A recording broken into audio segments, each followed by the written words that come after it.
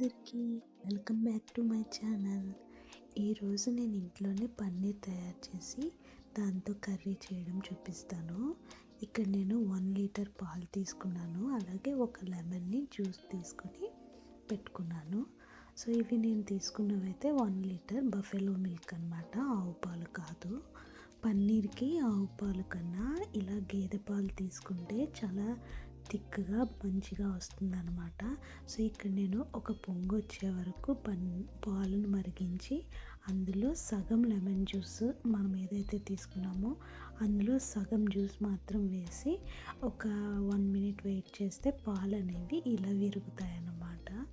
తర్వాత కొంచెం సేపు ఆగి మిగిలిన జ్యూస్ కూడా అందులో యాడ్ చేయాలి.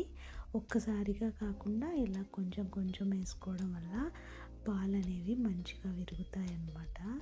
సో ఇలా వేసాను, మీకు ఇక్కడ చూపిస్తున్నాను చూడండి, మంచిగా పాలు విరిగాయి.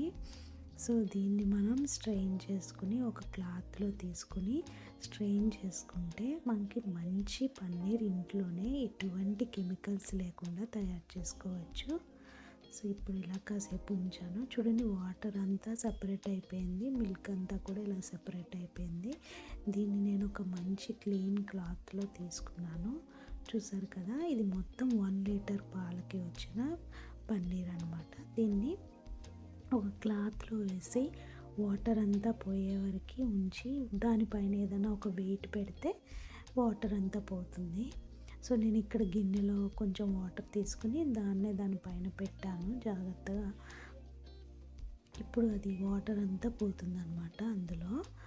సో ఇలా కొంచెం సేపు అయిన తర్వాత ఇలా మనకి పన్నీర్ అయితే రెడీ అవుతుంది. ఇందులో ఎటువంటి కెమికల్స్ లేవు. సో మనం ఇలా చక్కగా మనం ముందు రోజు తయారు చేసుకుని తర్వాత దాంతో కర్రీ చేసుకోవచ్చు, లేదా ఆ రోజే తయారు చేసుకుని కూడా చేసుకోవచ్చు. నేనైతే సేమ్ డేనే చేసేసాను. సో ఇంత వచ్చిందనమాట నాకు పన్నీర్. ఇప్పుడైతే దాంతో కర్రీ చేసుకుందాము. కొంచెం ఆయిల్ వేసాను, ఆయిల్ హీట్ అయిన తర్వాత అందులో 4 లవంగాలు వేసాను, ఎందుకంటే ఆ ఫ్లేవర్ చాలా బాగుంటుంది కర్రీకి. సో అవి కొంచెం వేడైన తర్వాత ఆనియన్స్, ఇక్కడ నేను 2 మీడియం సైజ్ ఆనియన్స్ తీసుకున్నాను. ఆనియన్స్ని మంచిగా ఫ్రై చేసుకోవాలి. మనం పన్నీర్ని ఇలానే ఇంట్లో ప్రిపేర్ చేసుకోవడం వల్ల ఎటువంటి హెల్త్ ప్రాబ్లమ్స్ అనేవి రావు. అదే బయట కొన్న పన్నీర్లో అయితే చాలా కెమికల్స్ యాడ్ చేస్తారు. ఇక్కడ జింజర్ గార్లిక్ పేస్ట్ 1 స్పూన్ తీసుకున్నాను, అది వేసి పచ్చివాసన పోయే వరకు ఫ్రై చేసుకున్నాను. అది ఫ్రై అయిన తర్వాత ఇక్కడ 2 పెద్దవి 2 టొమాటోస్ తీసుకుని దాన్ని చిన్న చిన్న పీసెస్గా కట్ చేసి వేసుకున్నాను. మీకు కావాలితే దాన్ని ప్యూరీగా కూడా చేసుకుని వేసుకోవచ్చు, కానీ ఆ టేస్ట్ డిఫరెంట్గా ఉంటుంది, ఈ టేస్ట్ డిఫరెంట్గా ఉంటుంది.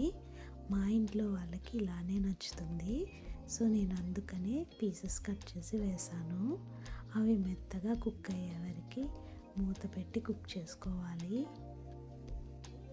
తర్వాత బాగా ఫ్రై అయ్యాక కొంచెం కారం వేసాను, 1 స్పూన్ వరకు కారం తీసుకున్నాను. అలాగే జీలకర్ర పొడి, ధనియాల పొడి 3 వేసి ఫ్రై చేశాను. సాల్ట్ నేను టమాటోస్ వేసిన వెంటనే వేసాను, అందుకే ఇక్కడ నేను సాల్ట్ యాడ్ చేయలేదు. సో ఇది అంతా మంచిగా ఫ్రై అవ్వాలి. ఫ్రై అయిన తర్వాత కొంచెం వాటర్ తీసుకుని ఇందులో యాడ్ చేసుకోవాలి.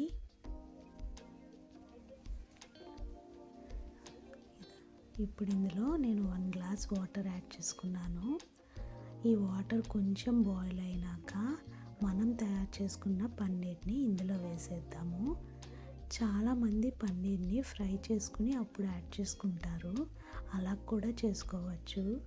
మాకు ఇలానే నచ్చుతుంది కాబట్టి నేను ఫ్రై చేయకుండానే యాడ్ చేశాను. ఇలా యాడ్ చేసుకోవడం వల్ల పన్నీర్ చాలా సాఫ్ట్గా ఉంటుంది.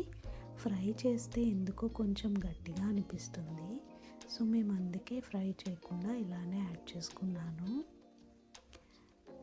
ఇది కొంచెం దగ్గరికి అయ్యే వరకు మరిగించుకోవాలి. తర్వాత కొత్తిమీరను యాడ్ చేసుకున్నాను, ఇది మన చెట్టువే.